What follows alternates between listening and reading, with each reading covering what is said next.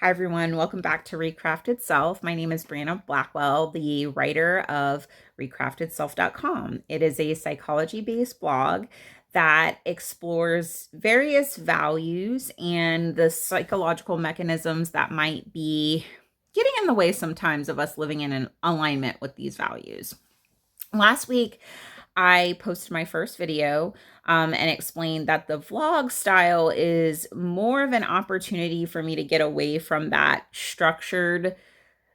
I don't want to call it stiff because it's kind of negative, but it is very much structured. And if you're going to the website, you may be looking for more order, because as you will notice as I talk, I get kind of off track and things like that. I do have notes to kind of help me keep my ADHD brain on task. But it's less filtered over here. And this is more based on my real time journey. So, in today's video, I just kind of want to document where I am now in my healing journey, because I've kind of entered a very interesting phase. I won't get into like the gritty details quite yet.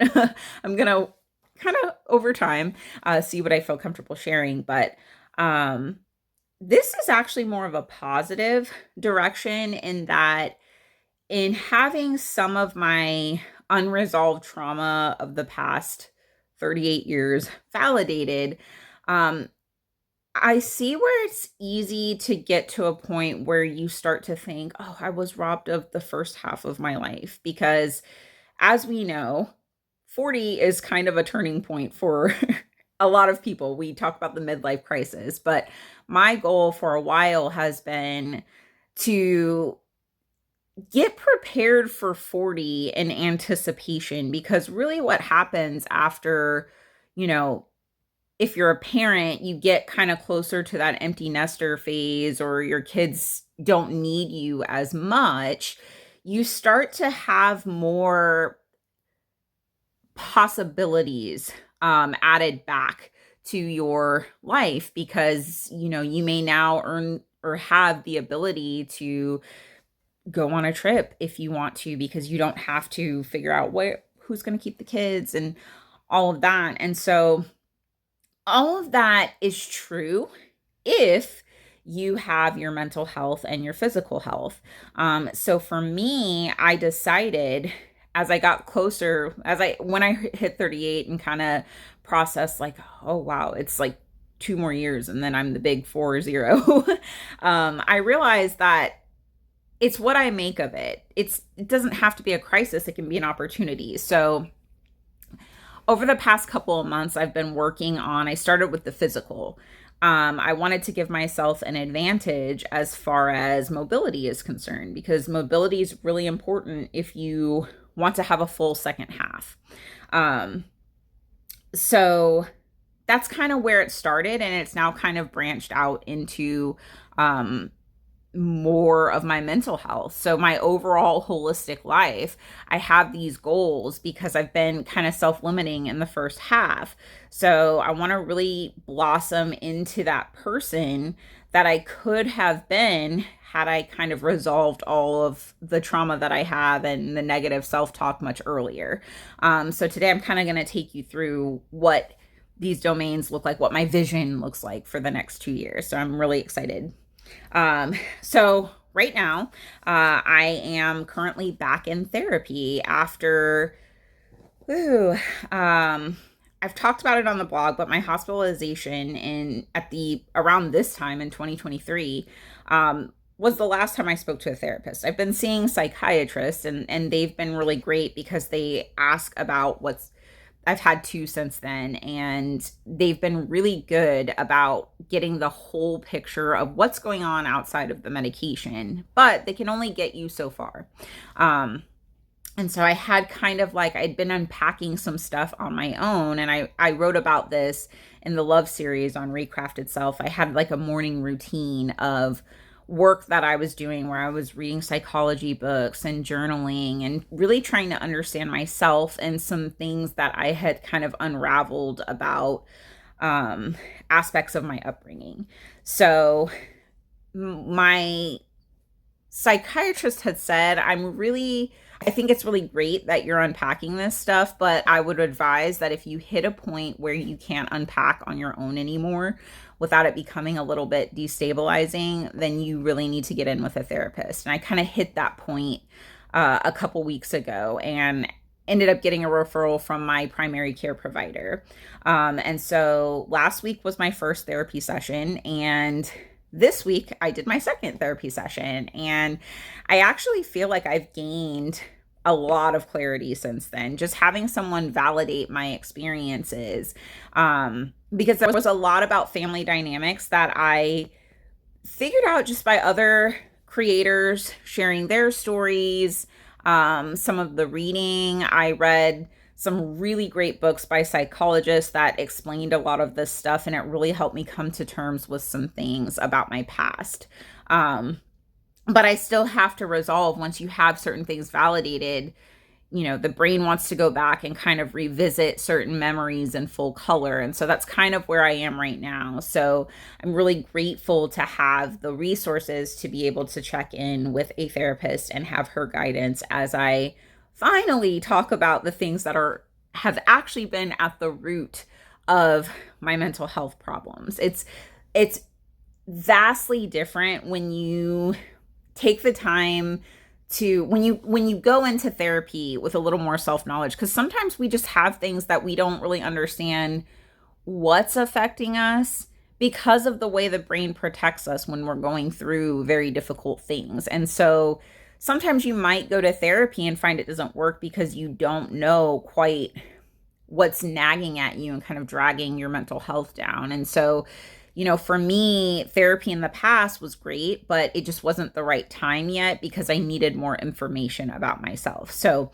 I'm really optimistic about this time in therapy because I'm ready to do the work. I've already got tools that I've already been doing on my own, and now it's more like working with a facilitator and having her help me find the confidence to be my authentic self and to be confident in the way that I'm experiencing life on my own without needing external validation. So this is kind of my document, the medium where I can document like kind of the less polished side of my journey. Whereas on recraftedself.com, it's very, oh, sorry, my face is itchy. It's very, on recraftedself.com, it's very structured. It's very limited to a specific theme, to specific resources and things like that. So I really wanted something that felt more like a connection, because a lot of people just being open and vulnerable and honest about their own journey is really what kind of helped me start to pick the pieces up in my life. And of course, I'm always going to take the opportunity to shout out my friend Ashley at Chaos and Beautiful Things, because she really was like key in me seeing what's possible when you develop a regular routine of doing the therapy work, the brain work, as I like to call it. So as I had kind of mentioned in the last video, I had kind of like tried to over optimize recraftedself.com, and I had kind of gotten to a space where I was using that writing and justifying it as my brain work because, I'm learning about all these mechanisms and I'm learning so much information, but I kind of stopped doing its job because I was treating it like a job and trying to control it too much, trying to control, what keywords do I put and how do I word things and how do I do this so that it gets picked up by the algorithm quicker. And that's just not the way. It kind of disrupts the flow. It disrupts my inspiration. It disrupts the motivation. It disrupts a lot of things. And I think everyone is kind of getting fatigued. Well, not everyone, but a lot of people are getting fatigued by the over polished, contrived kind of things that they might be seeing online. And I'm not shading anyone. I'm just saying I see a lot of discourse about people are kind of over like the influencers and everything right now. So I just kind of wanted to give something that was a little less polished. And so this is me. And so now that I've kind of done that, let me talk a little bit about what my morning routine looks like now that I've kind of swung back in the direction of taking care of my own mental health. Because if I'm going to be sharing things with people, I need to be living it too. I can't be letting my nervous system get whacked out trying to write. And then it's like, how can I write about this stuff when I'm, freaking out? So I had to recommit to my morning routine, but I also had to simplify it. I did read a lot of psychology books, and I still will, and research for the blog, but I was kind of doing everything. And now that I've gotten the information I needed about like the really deep core issues, I can now go back to simplifying. And one of the things I realized I needed to do was focus on gratitude, because we live in a society. We live in a society that exploits the most negative aspects of the human psyche. Our negativity bias, which is actually a feature and not a bug. It is how we scan for danger and things like that. But the algorithms are so driven to amp that up that it kind of can bring out the worst in us sometimes.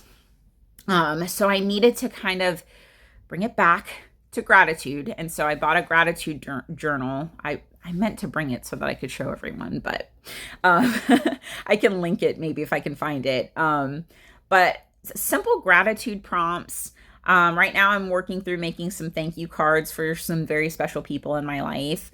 And that's kind of like how I start my morning, because it just puts you in a more positive frame of mind when you start the day with something that is positive, versus like opening your phone and immediately going to your emails or doom scrolling, and then all you're getting is just the doom, and it sets the tone for the whole day. So starting the day with gratitude, seeking out the little pieces of joy that already exist in my life instead of sitting around and wishing that things were better, that has helped me exponentially. And I also do some mindfulness. After talking to my therapist today, though, I may move that closer to bedtime because my brain's a little overactive right now before bed. So taking some time to do some mindfulness before bed, some mindful listening, some mindful, I know meditation can be a loaded word, but more like focusing on a certain prompt, keeping yourself like, think about the people you're grateful for in your life, and kind of going down that and being aware of when my brain is trying to do its little ADHD thing. I'm going to try to bring that in. And I'm also trying to be mindful by actually reading and not just relying on audiobooks. Because with audiobooks, it's kind of easy to kind of go in and out between what you're doing and listening, and you're just kind of going back and forth between the tasks. But when you're reading, as we all know, if you've been in that experience where you're reading the same line and you're going back, and you're reading the same line and you're going back, the meme is when I catch you, Ricky, when I catch you, Ricky. I've seen that one where they apply it to reading me when I'm reading. And so reading can be a good form of mindfulness, because you will catch yourself when you've started to get distracted and kind of call yourself back to what you're doing. So reading has also become a part of my personal work, and along with prompting some text to self connections that I'm making. Like right now I'm reading Pride and Prejudice and making connections between myself and the characters or things that are happening in my life. And it's actually been really good. I've had some really nice insights come out that I didn't expect, responding to a prompt related to the book. So I thought that was really interesting. I thought that was really cool. I also like to color. And so those are kind of, and of course my exercise routine, which I'll talk a little bit more about as I go through my journey. But now that I've kind of given you like an update on like the mental health side, I want to talk specifically about my 2-year plan. And my hope is that I inspire other people who may be like me, maybe staring down the barrel of perimenopause or just midlife in general, and maybe feeling that sense of dread, or maybe you are looking back at your life and having, some righteous indignation about things that maybe your younger self experienced. But if we get bogged down in the things in the past that we can't go back and change, we'll just spend the rest of our life stuck in this loop of this was taken from me. This person broke my confidence, and I never had the confidence to do this, and I never had the confidence to do that. But in all that time that we're thinking about what we lost, we could be putting the effort into, obviously with some things you might have to accept. I'm not going to be a ball player. I'm not going to be like a runway model. Not that I would want to be right about now, but, you know, but there are things you can do to build the life that you love. And that's what I'm hoping to do, and hoping to do for myself, if nothing else, be able to look back at how I've progressed in 2 years, but also maybe inspire other people to do the same thing. Because it's just about shaping our outlook. 40 years, you still have, at least, if you take good care of yourself, and, obviously things can happen, but, in an ideal situation, you have 40 years, if not more. That's a whole other full half. Think about everything you've already experienced in the first half. Like, all of that is there as long as you take care of what's going on up here and in your body. So that's kind of what's driving my plan. So I started by saying I started with my health. Now, what I am learning, and I will share later a little bit more about my journey when it comes to things like weight and body image and things like that. What I'm learning is that aesthetics is not a good enough why, because it's not motivated by you. That's motivated by other people, and those other people are not always going to be around. You're always going to be around. And self-compassion is much more motivating than comparison with other people, because the goalpost when it comes to aesthetics is always moving.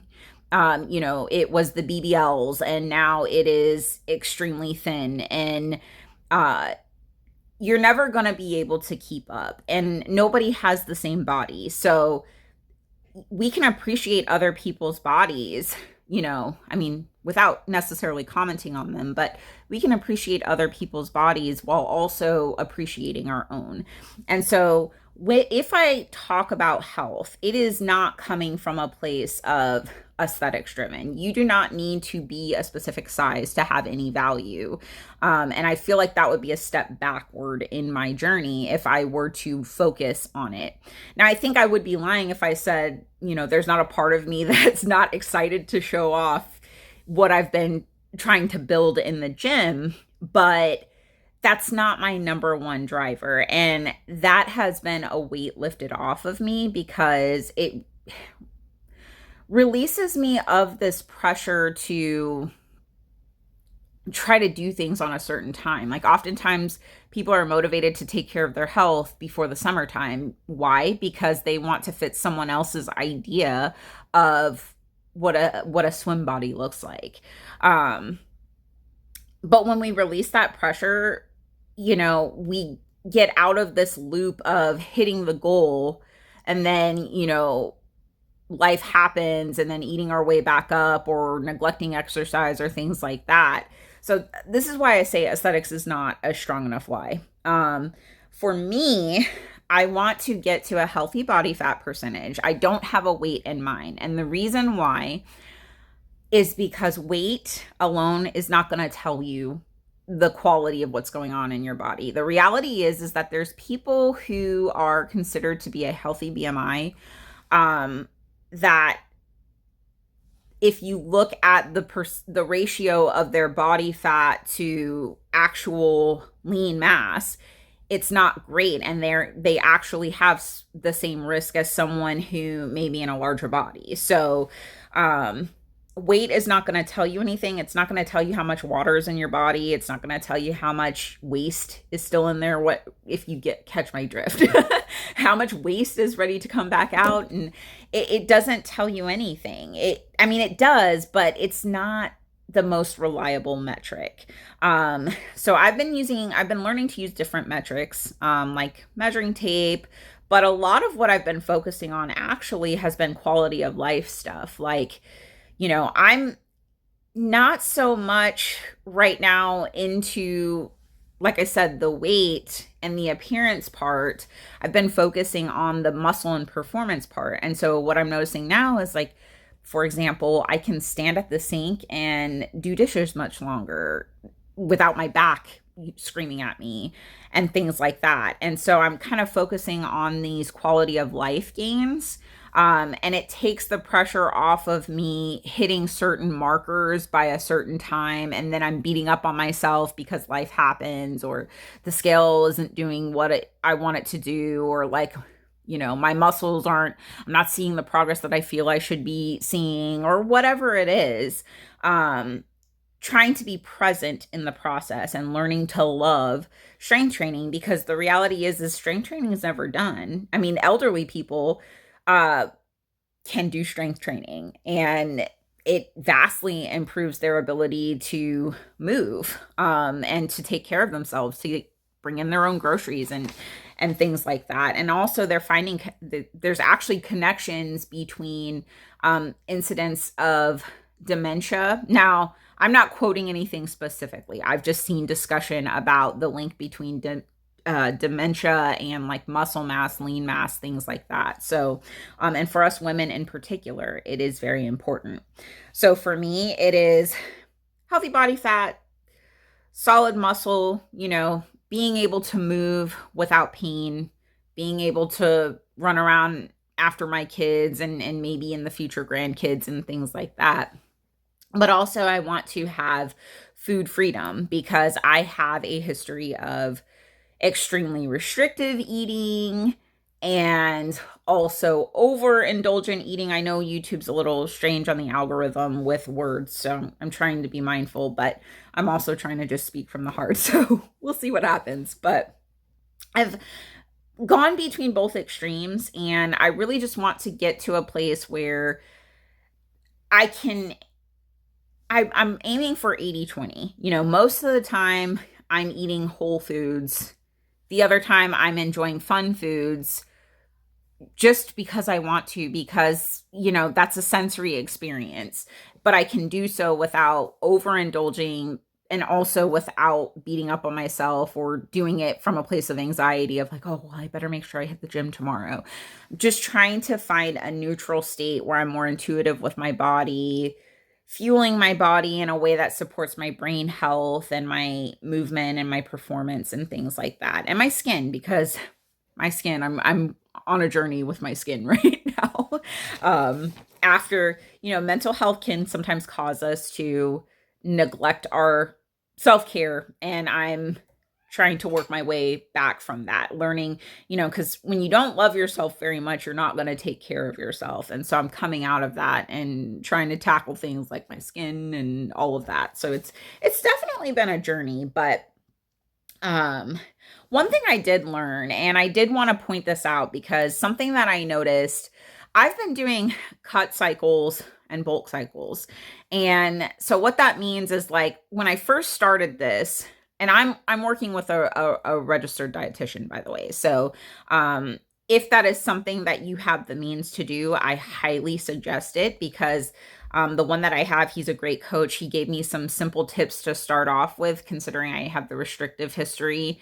And then it was just kind of like a domino effect of like, this change, wow, I feel so much better. And this change, I really feel better. And it was kind of a cascade of things. And now I'm like 20 plus weeks in of being consistent with my strength training. Now my nutrition's fallen off since my therapeutic breakthrough, just because my brain is just processing a lot of information right now. And so I'm kind of just listening to my body. A lot of times I don't want to eat, and sometimes what I really want to eat are carbs, and there's reasons for that. So I'm just kind of honoring my body's needs right now. But I meet with my dietitian again on Friday. So I'm going to kind of see what he has to say about that. But one thing I wanted to touch on is, so I did 12 weeks of bulking, which at the time sounded insane to me, like gaining weight on purpose. What? But the thought behind that was that I had been on a GLP-1 when I had my mental health crisis. At that point, I had been the highest I had ever been, and I had been crossing into a new threshold of obesity. And so I had to do something.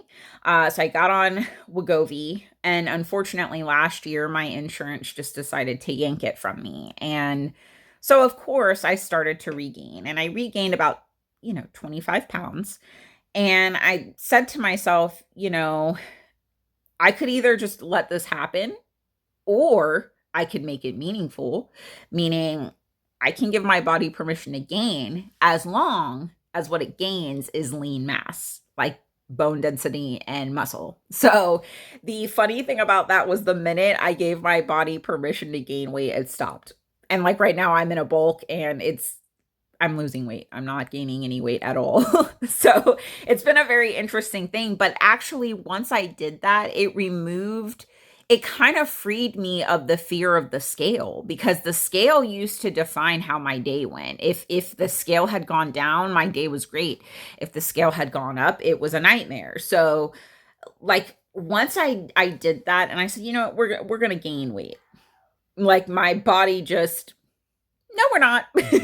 We're going to stay the same, which has been good. Maintenance is actually more of a flex than losing. So I really, that was an interesting process and an interesting reframe. But then after that 12 weeks had ended, I went into an 8-week deficit or cut phase diet.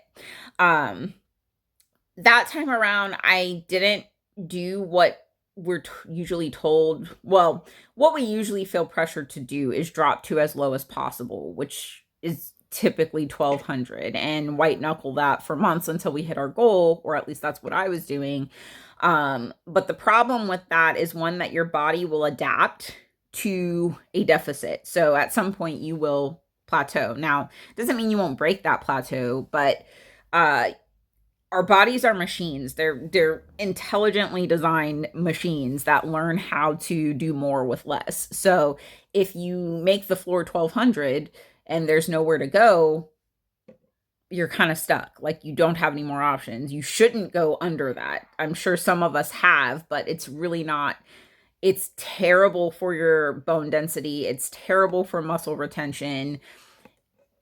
Don't do that. If I have any young viewers, don't do that. That is, I think that has contributed to my issues with weight management over the years. And I'll talk more about that later, but not cutting so aggressively, because I'm not on a timeline. This is forever. I have to do these things forever if I want to have the best second half of my life. So may as well just buckle up, buttercup, and enjoy it. So anyway, I say this to say I didn't go to that floor. I went to maintenance, and then I gradually tapered down as the scale would adjust and things like that. And I only did it for 8 weeks because now I'm working on, well, I'm supposed to be working on bulking with control, like tracking and things like that, and making sure that I'm gaining, but at the proper rate. That, because you can add muscle, but you're also going to add a little fat on top of that, so you don't want to add so much that you kind of started back at square one. So right now I'm kind of in a survival mode situation. I'm being compassionate with myself right now, and I'll get back on it. I can't. I've learned from too many yo-yo experiences that beating up on myself is really just gonna cause me to lose steam really fast. So this has actually been very liberating. But the reason I brought this deficit up is because I wanted to go into an important point about word choices. And I may not always make the proper word choices too, but I'm still trying to unlearn habits. So I had done this. I had signed up for a newsletter by the Obesity Action Coalition. I guess they're a group of mental health professionals, doctors, people who struggle with obesity because it's a chronic illness. And I had gotten sent something that it wasn't like a course. It was like a game, but it taught you stuff. And then people shared their experiences with obesity. And I thought it was really great because a lot of what I was watching during my deficit, for some reason, I would think it was inspirational to watch people who had once struggled with obesity, but managed to lose the weight and maintain it. Some of them will become commentators, and they will commentate on things like,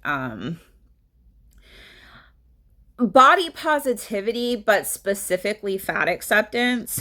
And in this last deficit, and I think it's because I'm in a healthy mental, well, I'm working on my mental health, I should say. Um, what I noticed this time was a lot of projection and self-loathing onto fat acceptance influencers. And what I will say is that there is some rhetoric that's happening on social media that is a bit too extreme. And that is for the reasons that I kind of mentioned earlier, is that we live in a society that is designed right now to bring out the worst aspects of our brain, like how our brain works. And so obviously things that are I mean, unhinged is a very judgmental word, but things that are very uh, hot takes, scalding hot takes, that's what's going to pick up the attention of the algorithm. So you see a lot of things that are said, and they're said in highly emotional ways that people kind of laugh off the things that those people are saying. But that doesn't mean that there are not valid points that are being made. A lot of things can be true at once. And one of the things that I had seen a lot of these commentators kind of ridiculing was this idea that obese, calling someone obese is a slur. And at first I kind of was like, well, that's not a slur. Nobody's ever used that in my head. Now this is what my head was. Well, the doctors use that to describe the situation. It's not been used, fat's been used to be mean to people. But after doing this activity through the Obesity Action Coalition, what had happened was one of the women on there who was sharing her story had referred to herself as a person with obesity. And then I saw, like, as I continued watching, I realized the reason that obese is, I don't know if I would use the word slur because it's highly emotional. I would say it is an outdated term in the ways that we've had terms about people with other types of disabilities become outdated. And so a person is not their disease. We don't call someone a cancer. I know that that's a star sign, but if someone has cancer, we don't call them a cancer. That would be hurtful. So, obesity is not the only thing about that person. That person may be a mother, a nurse, a teacher, a wife, a friend, a all kinds of things. They're important in so many ways that they shouldn't be labeled by the condition that they have. And if we look at BMI, I am a person who is still struggling with obesity. Now, I will say that from a metabolic standpoint, my labs would indicate that I am a person of health right now. So, there is something to getting away from this idea that your weight needs to be a specific number to be healthy, but there's also extremes on both ends. There's too thin, which is a big conversation right now, and then there's too much. And that is when it becomes a health issue. It's not that person not being valid. It is just concern for health and what the body is doing. So learning to get somewhere in the middle where we're not so driven by this standard of BMI, which is outdated. There are other metrics of health.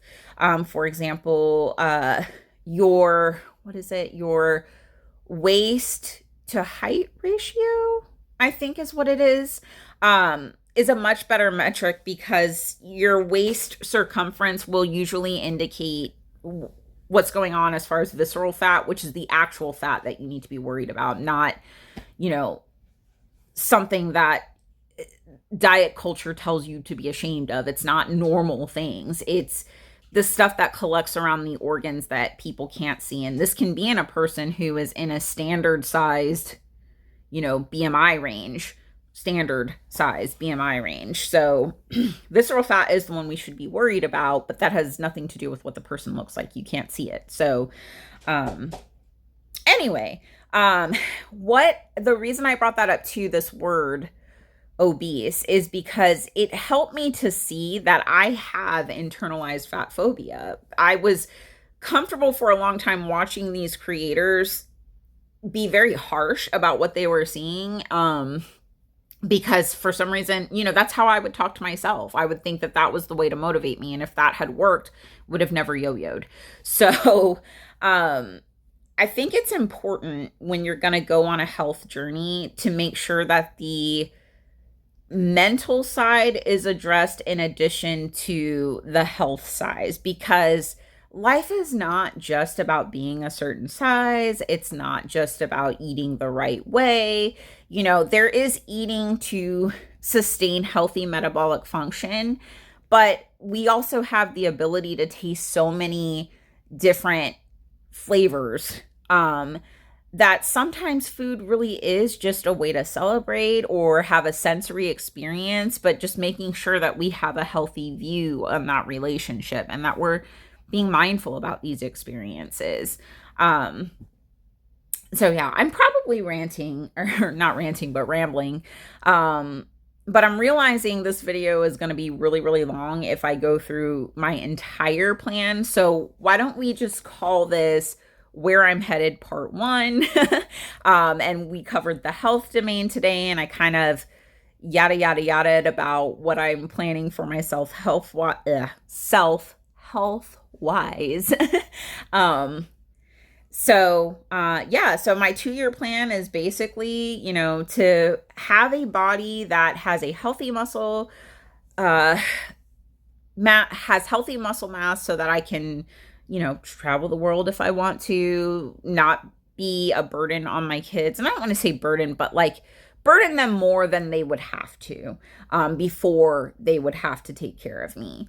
And to just be able to enjoy food in a way that is pleasurable, but also fueling my body in a way that supports my quality of life. So that is my health journey. And where I am right now, I'm about, like I said, 20 plus weeks. I'm 4 weeks into my second bulk cycle.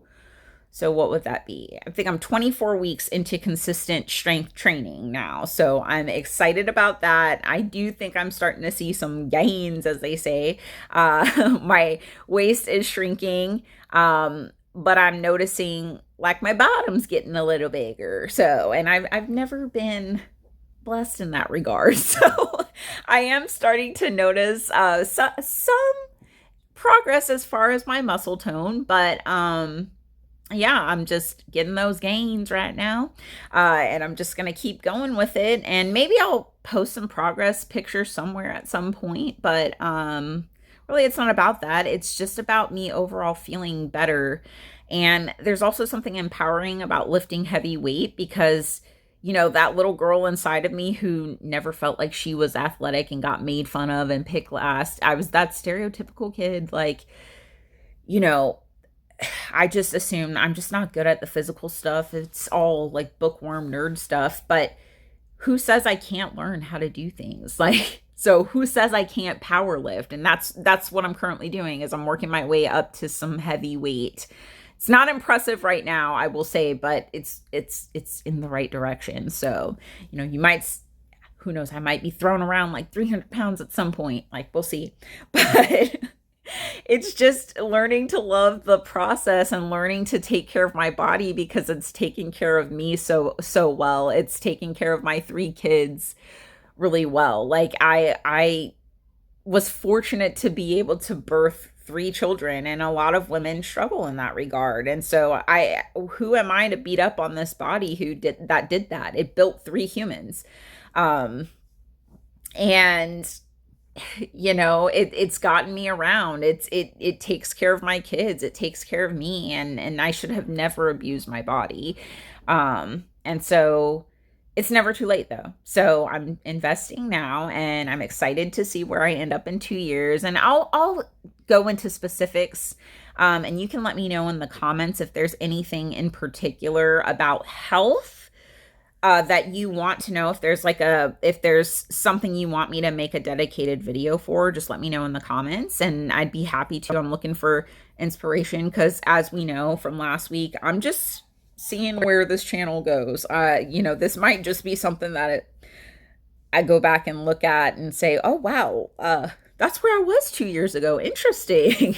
Or just go back and cringe one day. No. I'm trying not to be self-deprecating. But anyway, if you are with me at the end of this video, I thank you so much for being here.